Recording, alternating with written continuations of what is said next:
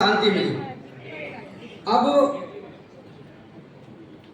भगवती माता गायत्री की प्रेरणा से भारत से संपूर्ण विश्व को आतंकवाद, अशांति व विपद उपद्रवों से मुक्त कराने तथा भारत राष्ट्र में सनातन धर्म की रक्षा पुनर्स्थापना हेतु सत्य गायत्री पुरस्कार महायज्ञ का विराट आयोजन 1400 त्रिकाल संध्या वंदन तत्पर कनिष्ठ ब्राह्मणों द्वारा गायत्री शक्तिपीठ ब्रह्मतीर्थ पुष्कर में संपन्न हो रहा है।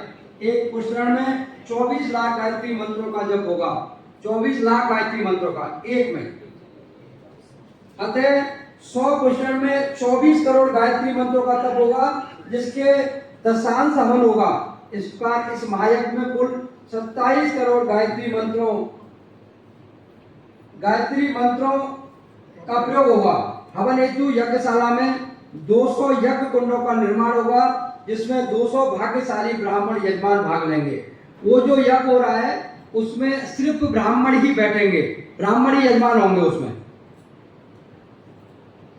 भाग लेंगे। पूर्व काल में भी महामुनि विश्वामित्र जी ने सृष्टि क्रम के परिवर्तन हेतु सत्य गायत्री पुष्कर महायज्ञ पुष्कर तीर्थ में किया था, जिसके फलस्वरूप विश्व सृष्टि में परिवर्तन किस प्रकार आया वह हमें पुराणों में मुनि विश्वामित्र जी के चरित्र से प्राप्त होता है। कई लाखों वर्ष पहले मुनि विश्वामित्र जी ने ये किया था, जिसको आज महाराज जी इस भारत की पावन भूमि पर करने जा रहे हैं। कई ये बहुत दुर्लभ पुष्करण हो रहा है, जो लाखों वर्ष पहले हुआ था, वो महाराज जी के सानिध्य में ये हो रहा है प्रारंभ। इस सत गायत्री पुष्कर महायज्ञ से जो शक्तिशाली आध्यात्मिक ऊर्जा ब्राह्मी शक्ति सहित होगी, उससे भारत सहित संपूर्ण विश्व के धर्म विरुद्ध आचरण करने वालों का मन अवश्य परिवर्तित होगा। परिणाम स्वरूप वह स्वतः ही सनातनी बन जाएंगे। विप्रजनों ब्राह्मणों का जीवन धन तो गायत्री माता ही है।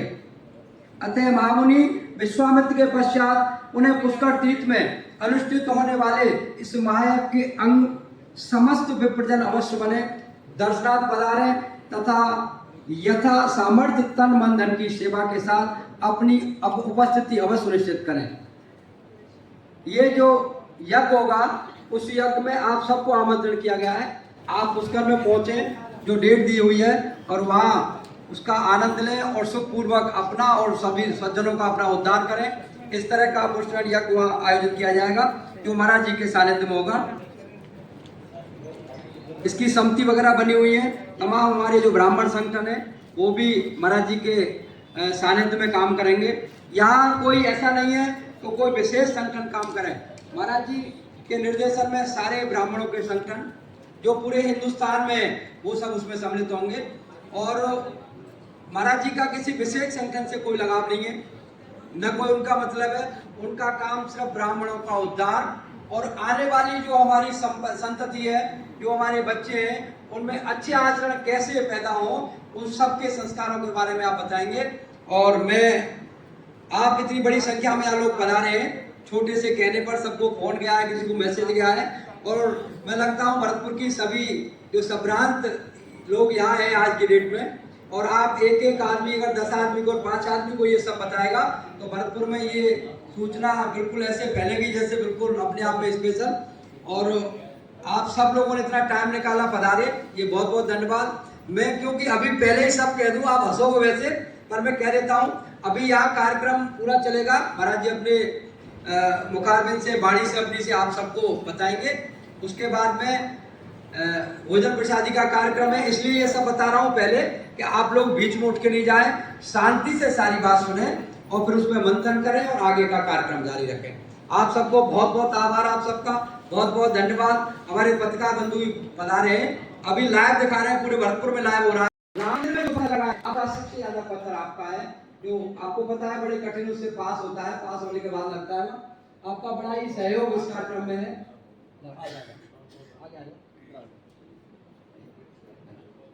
आपका बहुत बड़ा सहयोग है और आप सबकी ओर से एक बार जोरदार तालियां हो जाए।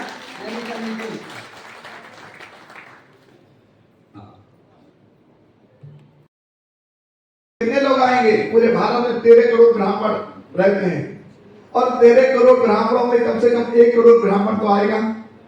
एक बात और कह दूं, विप्र फाउंडेशन के सभी संस्थापक यहाँ लोग बैठे हुए हैं। देखो इस समय कलयुग है और कलयुग में अन्य युगों के मुताबिक अपेक्षा ज्यादा यहाँ पर ब्राह्मणों को सताया जा रहा है, क्योंकि जब कभी भी परमात्मा किसी की चिंता करता है तो कहा जाता है कि विप्र धैन सुर संत लीन मन जपता। तो विप्र सबसे पहले नंबर पर, दूसरे नंबर पर धेनु गाय, तीसरे पे संत। और हम तो बैकवर्ड में आते हैं क्योंकि वैसे ब्राह्मण शरीर है, लेकिन संत होने के नाते संत तो बैकवर्ड में आता है, चौथे नंबर पर आता है। तो सबसे पहले ब्राह्मण कैसे सुरक्षित हो, गौ कैसे सुरक्षित हो, और फिर देवताओं की उपासना कैसे हो, और ये बाद में विप्र समाज, संत समाज। इसलिए सबको मिलकर के चलना है। तो गायत्री के माध्यम से हम लोगों की संस्कृति वो होगी। आज पता चला कि इस भरतपुर में कितने लोग रहते हैं, लगभग ब्राह्मणों की संख्या 2 लाख होगी। अगर देखा जाए जिले भर में 2 लाख तो होगी, जिले में 2 लाख होगी, लेकिन हम लोग 2 पैसे का काम नहीं कर पा रहे हैं, क्योंकि इतनी बड़ी संख्या होने के बाद में इससे जागृति आएगी आपके पास में। अगर हम कहते हैं किसी का विकास मत करो, एक बैठे हैं डॉक्टर साहब वैद्य जी, एक श्री राम शर्मा जी हुए हैं शांति कुंज के, उन्होंने कहा था कि हम सुधरेंगे तो युग सुधरेगा, हम बदलेंगे तो युग बदलेगा।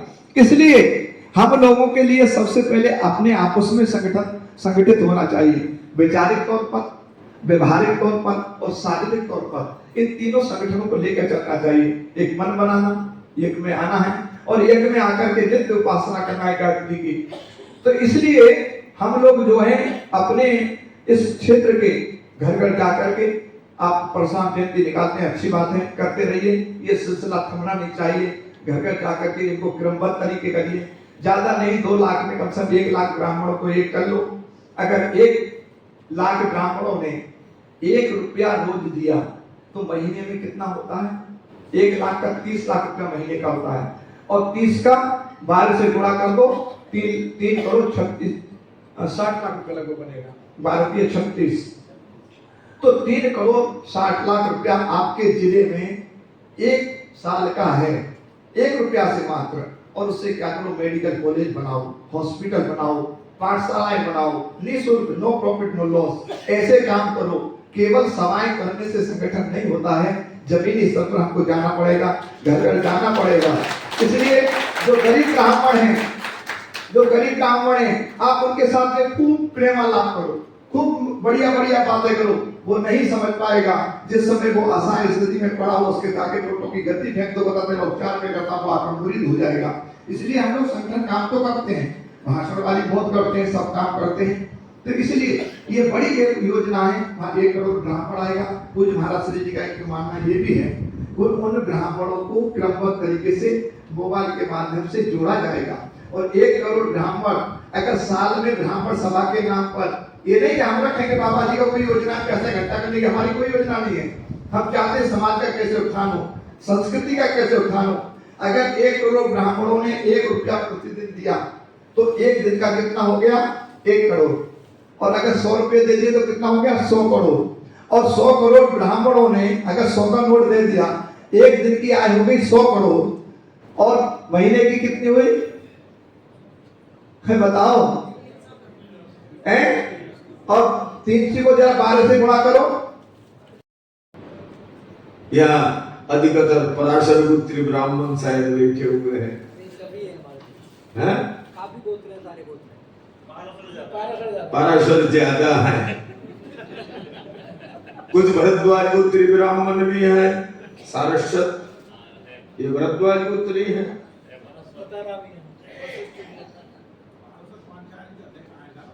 ये जो पराशर पुत्र के ब्राह्मण,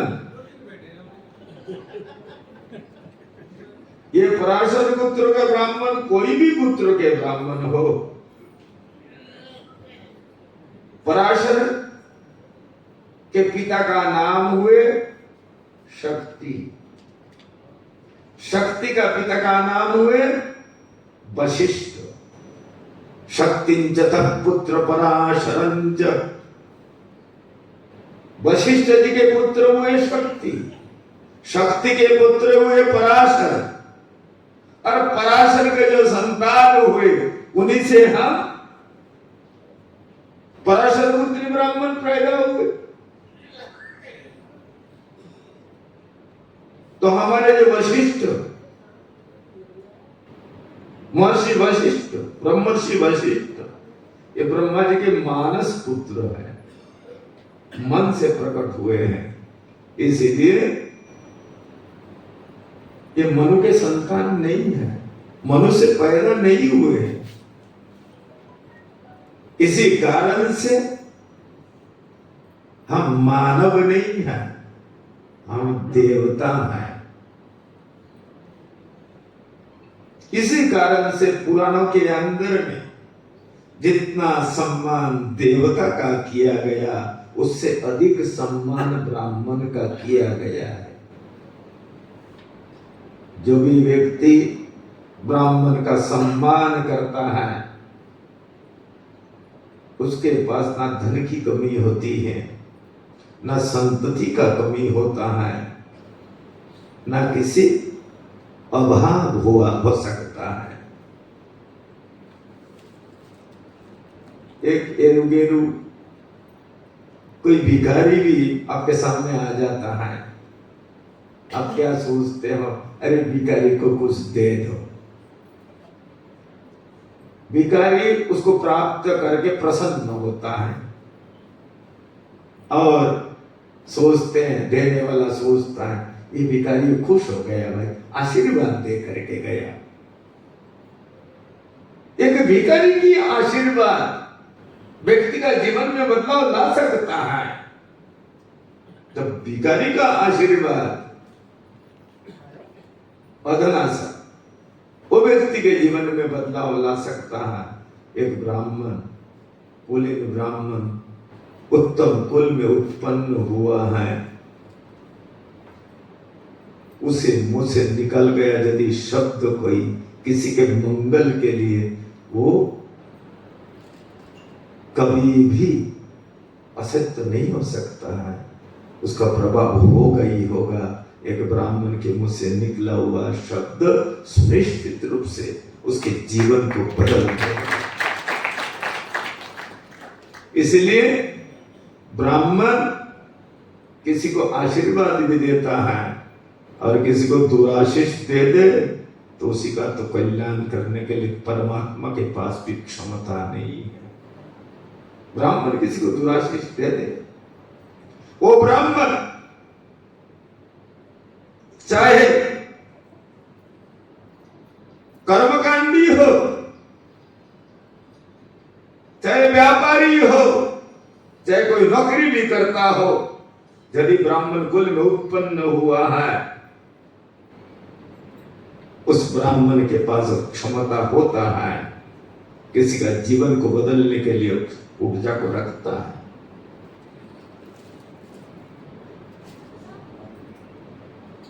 महाभारत युद्ध में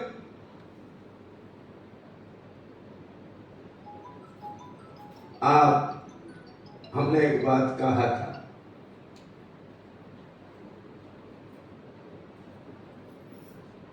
पुराणों को जब हम उठाते हैं, पुराणों के अंदर मेरी दृष्टि से जो किसी का महिमा मंडन हुआ तो भगवान के पहले इन आप लोगों के, आपके पूर्वजों के ब्राह्मणों का महिमा मंडन हुआ है, उसका नाम ही पुराण। उन पुराण का विश्लेषण ठीक से नहीं कर पाते हैं, यदि उसका विश्लेषण करने लग जाए तो हो सकता है कोई जाति, अन्य जाति के लोग रुष्ट हो जाए, वो धन ना दे, कथा सुनने ना आवे। इसीलिए कथावाचक लोग भी मौका का नाजाकत देखते हुए, परिस्थिति देखते हुए उन बातों की चर्चा करते हैं जिससे लोग प्रसन्न हो जाए और हमको धन संपत्ति दे, दक्षिणा लेकर के हम जाए यहां से। मैं हमारी बात नहीं कह रहे हैं, ये पुराणों की बात को कह रहे हैं, वेद की बात को कह रहा हूं। महाभारत को उठा करके देखो, जिस समय महाभारत युद्ध सन्निकट था, दुर्योधन ने अपने बड़े बड़े विशिष्ट रति अतिरति महारथियों को बुलाया, कहा परिचय दीजिए, आपकी क्षमता क्या है, आप मेरे लिए क्या कर सकते हैं। सबने अपना अपना परिचय दिया। गुरुदेव द्रोणाचार्य को पूछा, गुरुदेव आप अपनी शक्ति सामर्थ्य का परिचय दे, जिन्हें संतोष हो, सबको भरोसा मिले, हमारे पास कितना ताकत है। अभी युद्ध चल रहे हैं ना, भारत इस युद्ध में विजयी होगी।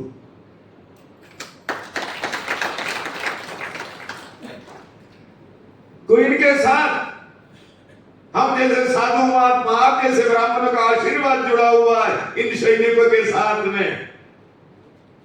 ब्राह्मणों का दुआ, ब्राह्मणों की आशीर्वाद जब किसी के साथ में हो जाता है, जत्र युगेश्वरो कृष्ण जत्र पार्थ धनुर्धरो तत्र श्री विजयो भूतिर ध्रुवा नीतिर मतिर मम, ये सुनिश्चित उसका विजय होता है। उनके साथ में कोई संत महात्मा ब्राह्मण जुड़े हुए नहीं है, ना भगवान है, इसीलिए उनको विजय नहीं मिल सकता। विजय तो हमको ही मिलना है। दिग्विजय है, 4 दिन हो गया, पाकिस्तान का ऐसे की तैसी करके छोड़ दिया इंडिया ने, फौज ने, रास्ता नहीं दिख रहा है दुनिया का सामने, हाहाकार मचा करके बैठे हुए, अरे कोई तो आओ मध्यस्थता करो। अमेरिका ने कह दिया मैं तो मध्यस्थता नहीं करूंगा, तुम पीछे हट जाओ, हार को स्वीकार कर लो। उद्दंड जिससे पास क्षमता नहीं है, उपवास करना जानता है। खैर,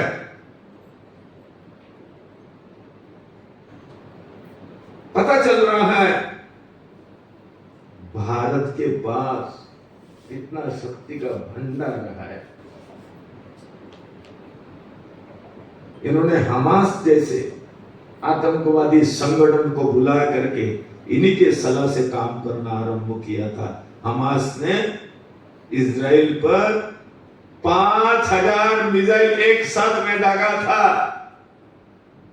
नष्ट भ्रष्ट हो जाए इजराइल, परंतु उनका आयरन डोम सिस्टम इतना मजबूत था, कुछ भी नहीं कर सके। ऐसे ही आज से 4 दिन, 4था दिन रात को इन पाकिस्तानियों ने एक साथ सैकड़ों मिसाइल और ड्रोन को उन्होंने प्रयोग किया, परंतु हिंदुस्तान के सिस्टम ने सबको इंटरसेप्ट किया और करके सबको धराशायी किया। हमको पता ही नहीं है युद्ध हो रहा है, भयंकर इस समय युद्ध चल रहा है, परंतु पता चल रहा है ये हमारे सैनिक है, सैनिक सशक्त है, उसके बाद शासन तंत्र का शक्त मजबूती हाथ है, आर्थिक दृष्टि से संपन्नता है, उस देश के सुरक्षा व्यवस्था पर कोई अंगुली नहीं उठा सकता है, क्षमता नहीं है। आज ये स्थिति है हमारी, स्थिति है हमारी। खैर, मैं प्रसंग में आता हूं। गुरुदेव द्रोण से पूछा, महाराजा दुर्योधन ने, गुरुदेव आप अपने परिचय दीजिए। गुरुदेव द्रोण परिचय देते हुए कहते हैं, मुख में चतुरो वेदा पृष्ठ में शशरम धनु। मेरे मुंह में चार वेद है, 4 वेद है। इस वेद के एक एक मंत्र दुनिया बदलने का सामर्थ्य रखता है। एक एक मंत्र एटम बम को बनाता है, एक एक मंत्र मिसाइल बनाता है, एक एक मंत्र एयरक्राफ्ट बनाता है। ये मंत्रों का चमत्कार, साम वेद के एक एक मंत्र के अंदर में वो चमत्कार है।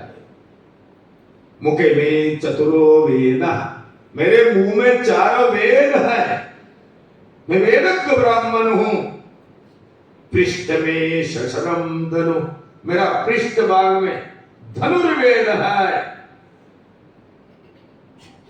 मैं इस वेद मंत्र के प्रयोग से इस संसार को एक क्षण में राख बना सकता हूं, शाप दे करके।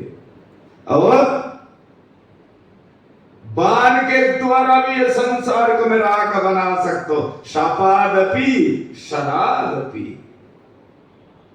दोनों बल मेरे पास है। ये बल, शाप देने की क्षमता और वरदान देने की क्षमता ब्राह्मण के पास ही होता है भाई। क्यों? ब्राह्मण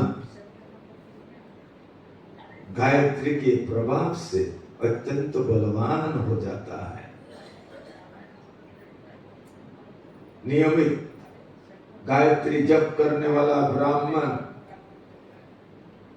उसके पास कोई कमी नहीं रह सकता है। जब कोई संस्कार नहीं कराया है, करा लेनी चाहिए। गलती से नहीं हुआ, कोई दिक्कत नहीं है। जब जग गया तब सवेरा है। अब जब भी संस्कार करा लो। ब्राह्मण को भी पतित नहीं होता है, भ्रष्ट नहीं होता है। ब्राह्मण ब्राह्मण ही है। गधा गादी से पैदा हुआ, क्या बोलोगे जी? गधा और गादी से पैदा हुआ तो क्या बोलोगे? गधा। कुत्ता कुत्ती से पैदा हुआ, क्या बोलोगे? कुत्ता। ब्राह्मण ब्राह्मणी से पैदा हुआ तो क्या बोलोगे? इसीलिए वो ब्राह्मण है। भ्रष्ट कैसे है भाई? ब्राह्मण भ्रष्ट कैसे होता है? ठीक है, किसी कारण से यज्ञोपवीत नहीं, भूल गया, देश काल परिस्थिति के अनुरूप। और राजस्थान में तो यह बड़ा विचित्र कहानी है। शादी के पहले दिन जनेऊ संस्कार होता है। यद्यपि ऐसा नहीं होना चाहिए। यज्ञोपवीत संस्कार 12 वर्ष के पहले हो जाना चाहिए ब्राह्मण का, नहीं तो भ्रात हो जाता है। उसके लिए फिर प्रायश्चित प्रयोग करके तब यज्ञोपवीत संस्कार होता है। ठीक है, कोई बात नहीं है, भूल गए, गलती हो गई, अब तो सुधर जाओ, क्या दिक्कत है? ढकाई तो पहनना है। इतना सारे कपड़ा लगता पहन ले तो इतना सारे ये दुनिया भर के सभा में जा करके और पहनते हो नहीं क्या? ये सब दुनिया भर के दुपट्टा उपट्टा सब पहन सकते हो, फिर 3 धागा पहनने में क्या आपत्ति है भाई? 3 धागा ही तो पहनना है। पेशाब करने जाओ, धागा को कान में लिपट दो, दाहिना कान में, और शौच करने जाओ, दोनों कान में लिपट लो। इतना ही तो काम करना है, ज्यादा काम नहीं है। और फिर आगे सवेरा उठो, स्नान मान करो। ब्राह्मण लोग सवेरे उठ करके कोई गमछा धोती पहनता ही है, आपके घर में होता है। एक गमछा पहन लो, तगमेन पहन लो, धोती पहन लो, जो आता है, और बैठ जाओ उत्तर की तरफ, पूर्व की तरफ मुंह करके गायत्री मंत्र से आचमन कर लो। गायत्री मंत्र से ही या रख करके 10 बार गायत्री मंत्र बोल के अपना ऊपर छींटा मार दो, और छींटा मार करके और गायत्री का ध्यान कर लो। कोई नहीं ध्यान आता है तो इतना तो कर सकते हो, हे गायत्री तेज रूपा गायत्री, हे तेज रूपा सवित्री, आपके तेज मेरा हृदय में प्रविष्ट हो जाए, और प्रविष्ट होकर के मेरे अज्ञान से विज्ञान की ओर हमको ले जावे। इतना तो ध्यान करना है। गायत्री का कोई स्वरूप होता नहीं, जो आपके इष्ट है वही आपकी गायत्री है। भर्गो देवस्य, कौन से देवता के भर्गो? तो कहते हैं यदि आपके गणेश जी इष्ट है, गणेश ही भर्गो है, गणेश के तेज ही गायत्री है। यदि दुर्गा आपके इष्ट है, दुर्गा के तेज ही गायत्री है। यदि काली आपके इष्ट है, काली के तेज ही आपकी गायत्री है। शंकर जी आपके इष्ट हो, शंकर जी का तेज ही आपकी गायत्री है, वो तेज रूपा गायत्री है। उसके ध्यान करके ज्यादा नहीं कर सकते, एक माला तो कर लो, क्या आपत्ति है? 10 मिनट तो समय लगता है भाई, 10 मिनट समय लगता है। बैठ करके गायत्री जप कर लो, और गायत्री जप करके उसी गायत्री से 4 भगवान सूर्य को अर्घ दे दो। अर्घ दे करके प्रार्थना करो, हे गायत्री, हे सावित्री, आपकी आराधना में आपने हिसाब से कर पाया। आप कृपया बनाए रखो, आपकी तेज मेरे हृदय में प्रविष्ट होकर के मेरे हृदय के अज्ञान अंधकार को दूरीभूत कर दे और मैं हो जाए, मैं अपने परिवार के कल्याण के साथ साथ में हम राष्ट्र के कल्याण के लिए काम कर सके, हम विश्व के कल्याण के लिए काम कर सके। ये नारा को देने वाला कोई ब्राह्मण ही है। विश्व का कल्याण देने वाला कोई ब्राह्मण ही है भाई, दूसरा नहीं है। इस नारा को किसने दिया था? शस्त्र विशेष प्रहलाद जी ने। प्रहलाद जी शुद्ध ब्राह्मण कुल में उत्पन्न हुए हैं। प्रहलाद जी दीदी के पुत्र है, परंतु कश्यप जी का ही तो पत्नी है दीदी, दीदी से उत्पन्न हुए उनके परदादा शुद्ध ब्राह्मण कुल में उत्पन्न हुए। ये परिकल्पना, ये भावना, मैं कहता हूं ना, पुराना भजन उठा करके हम पढ़ते हैं तो ब्राह्मण की महिमा देखने को मिलता है। हम उसको विस्तार नहीं कर पा, अलग बात है। अन्य जाति के लोग हमारी बात को सुन करके दुखी हो सकते हैं, परंतु आपको दुखी नहीं होना है। ब्राह्मण जब कोई अनुष्ठान करता है, वो अनुष्ठान के प्रभाव से ब्राह्मण का मंगल तो होता ही है, तो समस्त विश्व का कल्याण होता है। वो ब्राह्मण परिकल्पना करता है, शस्त्र विशेष सारे संसार का कल्याण हो, विश्व का कल्याण हो। भगवान से प्रार्थना कर रहा है प्रहलाद जी। कहा वरदान मांगो। बोले प्रभु क्या वरदान मांगे, मेरे को वरदान तो आता ही नहीं। पहले तो कह दिया यदि राशि समय कामान वरंसम वरदर्शव कामान अमृत संग्रुवम भवस्तु विनय वरम। यदि वरदान ही देना चाहते हो प्रभु, मेरे अंदर में मांगने की जो प्रवृत्ति है, वो इच्छा है, वो इच्छा ही खत्म हो जाए, मैं निष्काम बन जाऊं, मैं कुछ मांगू ही नहीं। वो ब्राह्मण कहता है। और फिर भगवान ने बहुत जब जोर लगाया, नहीं कुछ तो मांगो, कुछ तो मांगो। तुम इस समय परब्रह्म परमात्मा के दिव्य रूप के सामने खड़े हो, मांगो। तब वो ब्राह्मण कहता है शस्त्रस्तु विशेष सारे संसार का कल्याण हो, यह हमको वरदान दो, सारे विश्व का कल्याण हो। एक का कल्याण नहीं, हमारे बेटा का, बेटी का, परिवार का, इसका कल्याण नहीं। वो ब्राह्मण परिकल्पना करता है विश्व का कल्याण। जो ब्राह्मण विश्व का परिकल्पना, कल्याण की परिकल्पना करता है, वो ब्राह्मण किसी को दुख कैसे दे सकता है? इसीलिए ब्राह्मण किसी को दुख नहीं देता है। ऐसे सबका मंगल चाहने वाला, सबका कल्याण चाहने वाला जो ब्राह्मण है, उसको मत सताओ भाई, उसको मत सताओ, उसको दुख मत दो। उसको नमस्कार करने में तुमको क्या हर्जा है? वो तुमको आशीर्वाद ही तो दे रहा है, तुमको आशीर्वाद ही तो दे रहा है। इसीलिए उसकी अकल्याण, उसके दुराशीष की हकदार, दुराशीष की भागी मत बनो। उसके आशीर्वाद प्राप्त की, आशीर्वाद की इच्छा रखो। इसीलिए विप्रधेनु सुर संत हित लीन मनुजय अवतार। इसलिए भगवान कहते मैं अवतार क्यों लेता हूं? मैं ब्राह्मण की कल्याण के लिए। ब्राह्मण की कल्याण माने ब्राह्मण सदाचार में सुरक्षित हो सके, उसी में ब्राह्मण का कल्याण है। वो वातावरण में प्रस्तुत करता हूं, इसीलिए धर्म की संस्थापना करता हूं, जो ब्राह्मण सदाचार संपन्न हो जाए। इसीलिए आपको, आपके पास बहुत कुछ है, आपको उधार लेने की जरूरत नहीं है। सब क्षमता को दे करके ठाकुर ने आपको पैदा किया है। सभी क्षमता आपके अंदर में है। आप किसी को शाप दे सकते हो, आप किसी को वरदान भी दे सकते हो, परंतु शाप और वरदान देने की क्षमता आपके अंदर में जो सू गया है उसको जगाना तो पड़ेगा। जैसे आग की ढेर है, आग के ऊपर में राख आ जाए, राख, तो आप राख को देख करके क्या कहोगे? ये तो राख की ढेरी है भाई। परंतु राख में फूक मार करके, पंखा मार लगा करके यदि राख को हटा दो तो क्या करेगा? आग निकाल करके सारे संसार को भस्म कर सकता है। ऐसे ही ब्राह्मण तेज रूपा है, अग्नि रूपा है। उसके अंदर में वो तेज, वो भरगो सब कुछ है।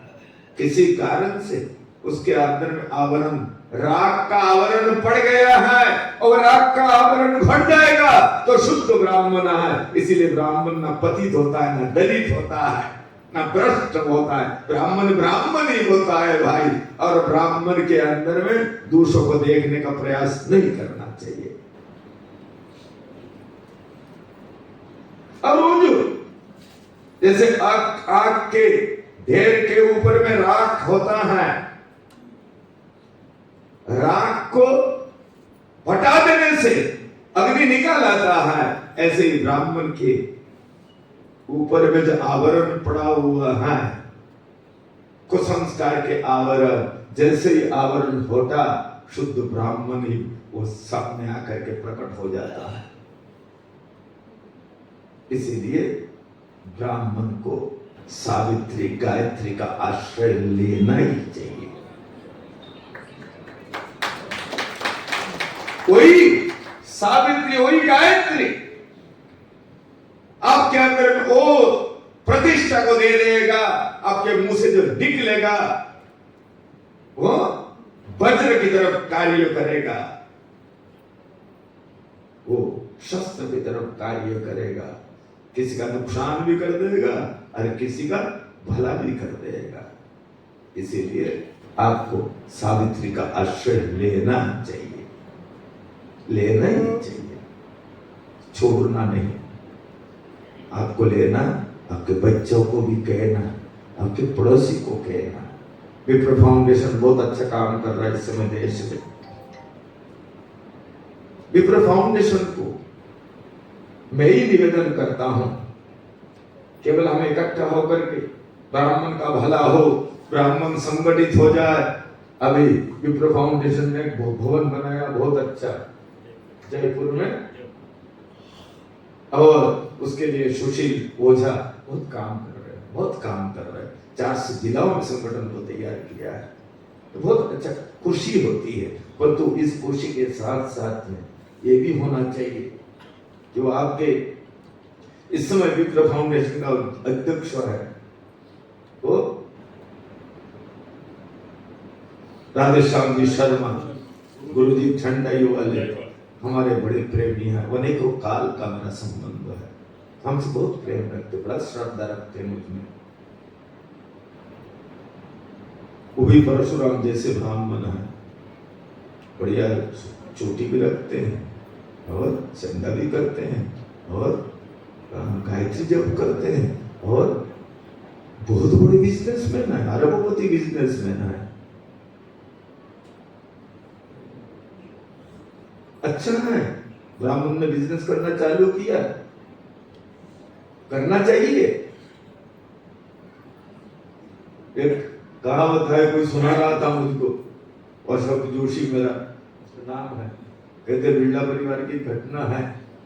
कोई ब्राह्मण लोग वहां अनुष्ठान करते थे, नित्य अनुष्ठान करते थे। तो एक दिन ब्राह्मण ने कहा मुनिम से, अरे मुनिम जी पैसा तो कम दो, मैं अगले महीना से कोई नहीं तारा अनुष्ठान करूं। कई वास्ते बोले पैसा 10,000 रुपया दो, 10,000 रुपये काम चले चाले को नहीं, खर्चा बढ़ गया, ऐसे मेरा पैसा बढ़ा। बोले तो सेठ जी बात करा, बात कर लो, नहीं तो अगले महीना काम करना बंद करा। तो गए सेठ जी के पास, मुनिम जी जाकर कहा, बोले पंडित लोग यहाँ क्या करे, बोले पैसा बढ़ाओ। बोले के दो, बोले 10,000 रुपया के इच्छा। पंडित ने के चाहिए, बोले कहते 21,000 रुपया दो। बोले 21,000 नहीं 31 मांगे तो भी दे दो। इनके हाथ में माला रहेगा तभी मेरा व्यापार सुरक्षित रहेगा। इनका माला यदि हट गया और ये व्यापारी बन गए तो हमारा कोई वक़्त नहीं है इनके बराबरी कर सको। हकीकत बात है। या बहुत सारे व्यापारी ब्राह्मण बैठे हुए, क्या जी आप किसी बनिया से कम हो? क्यों जी कोई कम हो? जब व्यापार में लग गए तो कम हो क्या? कोई कम नहीं है। ये देश काल परिस्थिति को देख करके हमको उस रास्ता में जाना चाहिए, परंतु बनिया यदि श्राद्ध में बुलावे तो भी मेरा दायित्व है, उसमें भी भोजन करने जाना चाहिए डंके की चोट पर। अरे बनिया दक्षिणा क्या देगा, उसी से जाऊंगा तेरे पास। रावण भी गए ना, रावण भी गए भगवान राम के जजमानी करने के लिए, मंदिर की प्रतिष्ठा करने के लिए। अब उस समय सोचो, बोले अरे मैं तो ब्राह्मण हूं, ये इस सेठ जी के पास क्यों जावा? अरे मेरा दायित्व है, मेरा अधिकार है, मैं तो खाऊंगा इस बनिया का भोजन, दक्षिणा भी लेऊंगा, ये मेरा अधिकार है। और वो धन दक्षिणा में जो मिलता है ना, वो धन बड़ा शुद्ध होता है। क्यों? तप को देकर आता है, उस तप के बदल में वो 100 रुपया दक्षिणा लेकर आता है, वो बरकत का धन है, उसको भी छोड़ना नहीं। ये कहो ये तो धर्म नष्ट हो जाएगा। यदि ब्राह्मण किसी के वहां भोजन करना बंद कर दिया तो श्राद्ध तो कैसे होगा? श्राद्ध में तो ब्राह्मण भोजन के बिना श्राद्ध नहीं हो सकता है। तभी तो उस बनिया का पितर का उद्धार होगा, पितर पितृलोक में जाएंगे, ब्राह्मण खावेगा तभी जाएगा ना, उसका मंगल होगा। तो ये मंगल करने का दायित्व तो आपके ऊपर में है। आप कहो बोले नहीं मैं तो अब बड़ा पैसा वाला बन गया, मैं तो नहीं जाऊंगा। उसको कहो भाई ब्राह्मण समझ करके मुझको बोला, ब्राह्मण जैसे इज्जत कर, मेरा विधिवत में जाऊंगा तो मेरे विधिवत पैर धो, और पैर धो करके आसन लगा, टेबल पर नहीं होता है, आसन लगा, मेरा पूजा कर, फिर मैं भोजन करूंगा, फिर दक्षिणा दे, आशीर्वाद दे करके जाऊंगा। ये भी ब्राह्मणों का काम है भाई। मैं बहुत मौलिक बातों को कह रहा हूं, इस बात को याद रखना है हमको। यही तो विप्र फाउंडेशन का काम है, यही ब्राह्मण सभा का काम है, ये शिक्षा देना है। इससे प्रेम प्यार बनी रहती है, समाज के अंदर सौहार्द बना रहता है। यदि इसको भी खत्म कर दो तो फिर गड़बड़ हो जाएगा, गड़बड़ हो जाएगा। इसीलिए ब्राह्मण के जो धन है वो गायत्री है, ब्राह्मण का ताकत गायत्री है। इसलिए उस ताकत से कभी दूर नहीं रहना। वही हमको चार्ज करता है, वही ब्राह्मण को चार्ज करता है, वही ब्राह्मण को ताकत देता है, वही उसी ताकत से बलवान करके हम किसी ब्राह्मण किसी को शाप भी देता है, किसी को आशीर्वाद भी देता है। इसीलिए इन बातों को हमको सदैव स्मरण रखना है। इसीलिए ब्राह्मण भूसुर है, इस धरती के देवता हैं, इसलिए उनका सम्मान। क्यों? सदैव हर के भलाई के लिए काम किया, भलाई के लिए काम किया ब्राह्मण ने। जब ये उद्दंडता के शिखर स्थान पर पहुंच गए तो ब्राह्मण ने दंड दिया, शाप दिया, उसके पहले दिया भी नहीं, सहन करता चला गया। परशुराम जी ने इतना सहन किया, इतना सहन किया, मां को मार दिया, रोते रह गए। जब पिता का हत्या किया तब कहा ये दंड है, इसको दंड देना जरूरी है।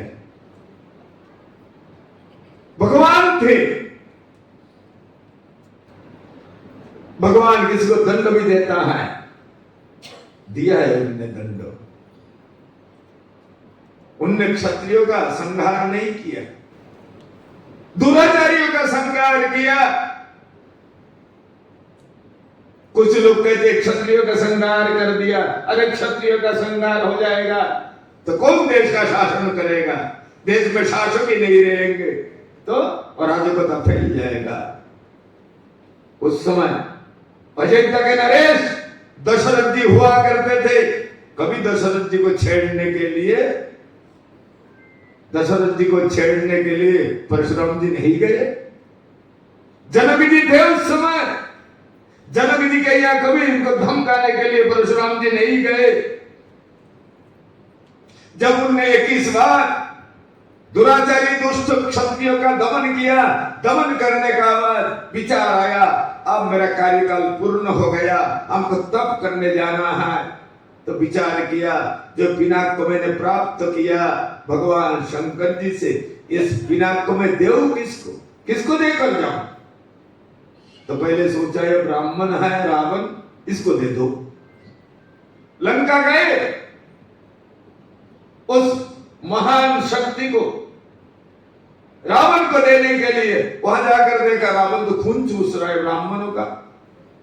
दुखी हो गए, अरे तू बड़ा दुष्ट ब्राह्मण है, मैं ब्राह्मण समझ करके तेरे पास आया था ये शक्ति को देने के लिए, तू खून चूस रहा है, ऋषियों का टैक्स लेता है, खून के रूप में टैक्स लेता है। तेरे को तो मैं उत्तम समझ करके तेरे पास आया था, तो इसके लायक नहीं है, नहीं दूंगा। चरण में गिर गया रावण, क्षमा कर दो, दे दो। बोले नहीं, इस लायक नहीं है तू। विचार किया किसको देऊं ये पिनाक। बोले इस समय एक ही धर्मवान राजा है, शक्तिशाली भी है, उसके पास देने के लिए जाऊंगा। भगवान परशुराम वहां से लंका से चल करके सीधा जनकपुर गए और जनक जी को धनुष के रूप में रख कर आए, जिसका टुकड़ा भगवान राम ने किया था, इसलिए रुष्ट हो गए थे। हमने इतना प्रिय, मैंने 12 वर्ष तक बर्फ में बैठ करके तप किया, तप करके उस ठंडा पानी में शरीर को गला करके मैंने इसको प्राप्त किया। उस धनुष का इस प्रकार से अपमान, इसीलिए रुष्ट हो गए, दुख हुआ था उनको। परंतु धनुष किसको देने के लिए गए थे? जनक जी को देने के लिए गए थे। इसीलिए ब्राह्मण, ये परशुराम जी ने क्षत्रियों का संहार कर दिया, ऐसे दलील देना असत्य हो जाएगा, अजौक्तिक हो जाएगा। यदि क्षत्रिय ही नहीं रहेंगे, ब्राह्मणों की रक्षा कौन करेगा? ये हमारी रक्षा करते, बनिया नहीं रहेंगे तो धन का विनियोग कौन करेगा? इसीलिए बनिया को भी जिंदा रखना है। और इनमें जातियां नहीं रहेंगे, हमारा सफाई कर्मचारी कौन करेगा?